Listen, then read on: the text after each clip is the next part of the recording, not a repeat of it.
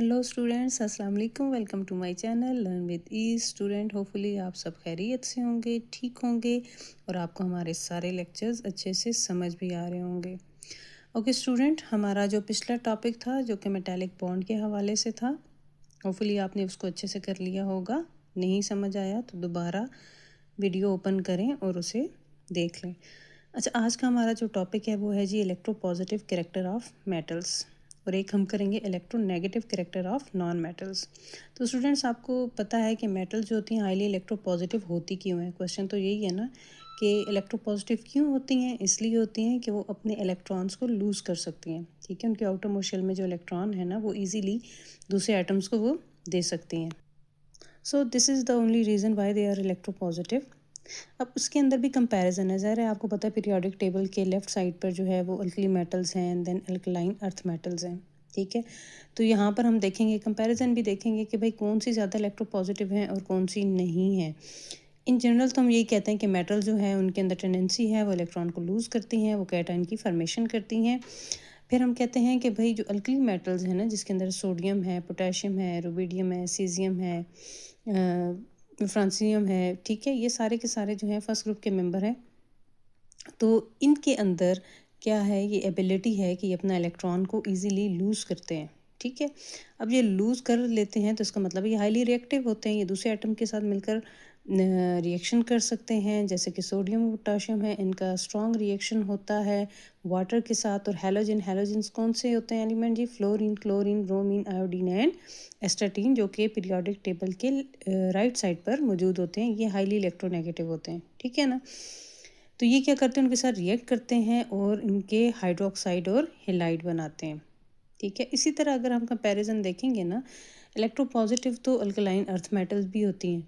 ठीक है, और उसके जो मेंबर हैं ना वो बेरिलियम है, मैग्नीशियम है, कैल्शियम है, स्ट्रोंशियम है, सो ऑन। अब यहाँ पर क्या है कि इनके आउटर मोस्ट शेल में 2 इलेक्ट्रॉन्स होते हैं। ठीक है, अब वो 2 इलेक्ट्रॉन्स को इजीली निकालना तो वो इतना इजी नहीं है as compare to first group के एलिमेंट। ठीक है, आउटर मोस्ट शेल से 2 इलेक्ट्रॉन निकालने के लिए जो अमाउंट ऑफ एनर्जी है ना वो भी ज़्यादा चाहिए होती है। तो हम कहते हैं कि ये इलेक्ट्रोपॉजिटिव तो होती हैं, लेकिन as compare to alkali metal ये लेस इलेक्ट्रोपॉजिटिव होती हैं। ठीक है, तो इनका जो रिएक्शन है विद वाटर या हैलोजन है वो लेस विगरस है, इतना स्ट्रॉन्ग रिएक्शन नहीं होता।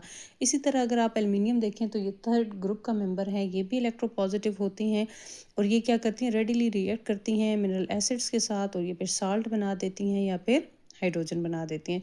तो स्टूडेंट, इस टॉपिक के अंदर बेसिकली तो कंपैरिजन है रिएक्टिविटीज़ का। किस किस की रिएक्टिविटी का कंपैरिजन है? एक तो अल्कली मेटल का, फिर अल्कलाइन अर्थ मेटल का, एंड एट द एंड जो है वो है एल्युमिनियम। ठीक है, जो कि बेसिकली बोरॉन फैमिली का मेंबर है। तो स्टूडेंट्स, ये आपको होपफुली क्लियर हो गया होगा ये वाला टॉपिक। इसको हम नोट्स की फॉर्म में जब आप देखेंगे तो वो भी आप चाहें तो उसको वहीं से इजीली याद कर सकते हैं। नेक्स्ट है जी electronegative character of non metal. अब इलेक्ट्रोनेगेटिव भाई मेटल जो है इलेक्ट्रोपॉजिटिव क्यों होती है, वो रीज़न बताए, क्योंकि वो देने वाली हैं। और नॉन मेटल जो है वो इलेक्ट्रोनेगेटिव इसलिए हैं कि वो लेने वाली है। पीरियोडिक टेबल के जो आप राइट साइड के ग्रुप्स हैं, ठीक है, जिसके अंदर टॉप ऑफ द लिस्ट हम बात करते हैं, एक तो नाइट्रोजन फैमिली की, ऑक्सीजन फैमिली की और हैलोजेंस की। और इलेक्ट्रोनेगेटिविटी की बात करें ना तो एक वर्ड होता है फॉन, FON, फॉन, जिसके अंदर फ्लोरीन की इलेक्ट्रोनेगेटिविटी सबसे ज़्यादा है, देन ऑक्सीजन एंड फिर नाइट्रोजन की बारी है। तो इसके अंदर भी यही है कि भाई नॉन मेटल जो हैं वो अपने एनाइन बनाते हैं, क्योंकि कैसे बनाते हैं, वो अपना इलेक्ट्रॉन जो है वो गेन करते हैं। ठीक है, वो इलेक्ट्रॉन को गेन करते हैं, एनाइन बनाते हैं, क्योंकि ये लेने वाले हैं और जो अल्कली मेटल्स हैं वो देने वाली हैं। इसी तरह अगर हम बात करें इनकी, अगर हम रिएक्टिविटी की बात करते हैं तो नॉन मेटल जो है दूसरी नॉन मेटल के साथ कंबाइन करती हैं और वैरायटी ऑफ मॉलिक्यूलर सब्सटेंसेस की फॉर्मेशन करती है। ठीक है, लेकिन इसके अलावा जो इसके अंदर इंपॉर्टेंट है वो यही है कि भाई ये इलेक्ट्रॉन्स को गेन करती है। इनकी जो इलेक्ट्रोनेगेटिविटी की वैल्यू है वो फ्लोरीन की ज़्यादा है as compare to oxygen, nitrogen. ठीक है स्टूडेंट्स, होपफुली आपको आज का ये लेक्चर समझ आया होगा अच्छे से। तो होपफुली हम नेक्स्ट वीडियो के साथ आएंगे नए टॉपिक के साथ। और चैनल को लाइक करें, सब्सक्राइब करें और इसको शेयर करें। तो स्टूडेंट्स अब हम आते हैं नोट्स की तरफ। इसको हमने थोड़ा सिंप्लीफाई किया हुआ है। जहाँ पर आपको नज़र आ रहा होगा ये टॉपिक है आपका 3.4 इलेक्ट्रोपॉजिटिव जो है कैरेक्टर है मेटल्स का। इसके अंदर इसकी डेफिनेशन मेंशन की है। देन रिएक्टिविटी ऑफ मेटल्स है।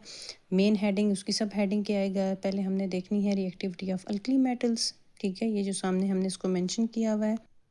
देन आ जाएगी reactivity of alkaline earth metals. ठीक है, एंड फिर रिएक्टिविटी ऑफ एल्यूमिनियम को भी इसके अंदर मेंशन किया। और एट द एंड जो है electronegative character of non metal, जो कि बुक के अंदर एक पैराग्राफ की फॉर्म में इसको सिंप्लीफाई करने की कोशिश की गई है। तो आप इन नोट्स को फॉलो कर सकते हैं, आप बुक को भी देख सकते हैं। ठीक है, जो आपको ईजी लगेगा आप उसको वहाँ से याद करें। तो होपफुली नोट से आपको थोड़ा सा ईजी रहेगा। तो स्टूडेंट्स होपफुली आपको ये वीडियो पसंद आई होगी, आपको लेक्चर समझ आ गया होगा। ठीक है, तो इंशाल्लाह कल हम नेक्स्ट टॉपिक देखेंगे, उसको स्टडी करेंगे। ओके स्टूडेंट्स, थैंक यू, अल्लाह हाफिज़।